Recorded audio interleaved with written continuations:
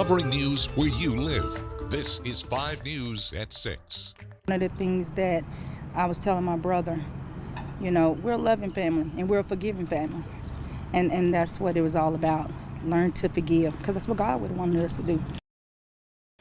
A teenager learning today in Sebastian County Court that he'll spend decades behind bars for the deadly shooting of a mother of 4. It was shocking to the whole community when this happened. 5 News reporter Jacob Luthi was in that courtroom today. He joins us with more reaction from Chanell Moore's family on her killer finally being brought to justice today.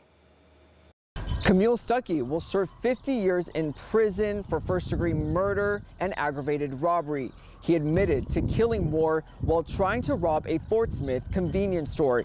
Family members of Moore's telling the judge via written impact statements exactly what Chanell meant to them.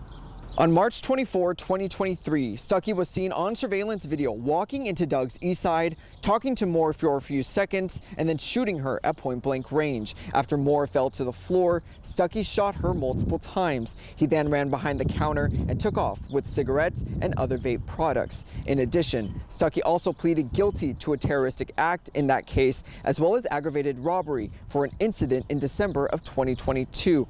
In a written statement, Chanell's father, Charles Moore, wrote that Chanell's kids will never be able to hug or kiss their mother ever again, adding that his heart will always have an empty space. Multiple family members also wrote that Chanell's 4 children are still confused as to why their mother never came home. Family now telling me their mission is to keep Chanell's memory alive for her kids. I hate that her kids won't remember what kind of mom they had, but we will do our best by trying to install in them and keeping her memory alive.